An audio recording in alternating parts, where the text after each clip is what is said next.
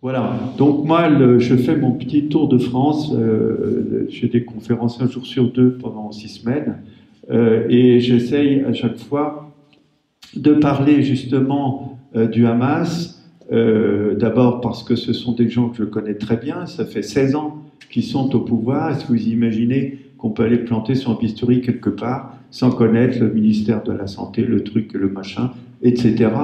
Beaucoup sont devenus des amis extrêmement proches avec lesquels on peut communiquer même encore aujourd'hui très facilement. Donc j'essaye de faire ce travail parce que il reste encore, y compris dans le milieu pro-palestinien, parfois une certaine distance.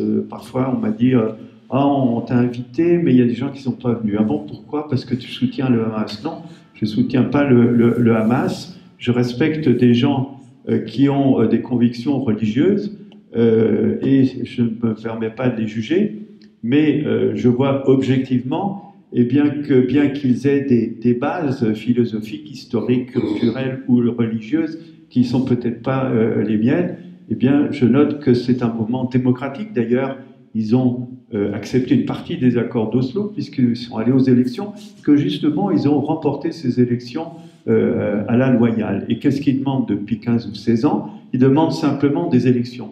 Qui, aujourd'hui, sur les plateaux de télévision que tu as décrits à grands traits et qui nous font hurler, qui, aujourd'hui, parle de demander des élections? Alors, on va nous sortir d'un chapeau une solution.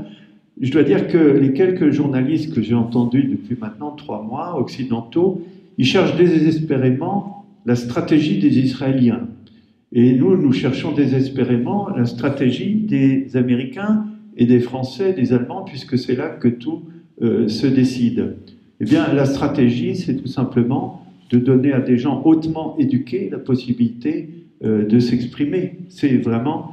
Et la solution qui serait la plus raisonnable, et qui, et j'en aurais terminé par là, est exprimée depuis des dizaines d'années par le mouvement du Hamas, et qui a été exprimée, et tout ça c'est contrôlé, qui a été exprimé par le cheikh Yassine, même dès le début.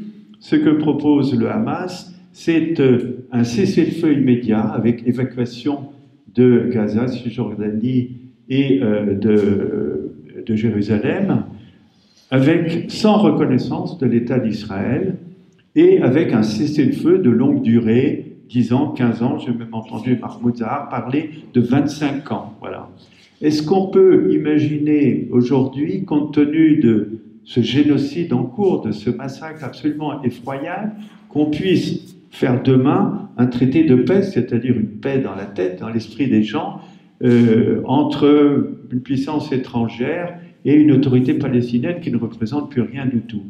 La paix ne se fera jamais sans les Palestiniens, sans le recours à des élections. Et aujourd'hui, eh bien, c'est le Hamas qui représente la majorité des Palestiniens. Donnons simplement la chance au peuple et donnons la possibilité de faire des élections. Et donc, la solution que propose le Hamas de façon répétitive depuis des dizaines d'années, eh bien, au bout de 25 ans, eh bien, il y aura la possibilité, sur la base de l'autodétermination, en consultant toutes les parties concernées, les Palestiniens de 48, de l'extérieur, des camps, depuis le Liban, eh bien, on aura le choix entre la poursuite de 2 États séparés ou la réalisation de la fusion d'une partie de la population avec une autre partie de la population dans un État unique sur la base de l'autodétermination.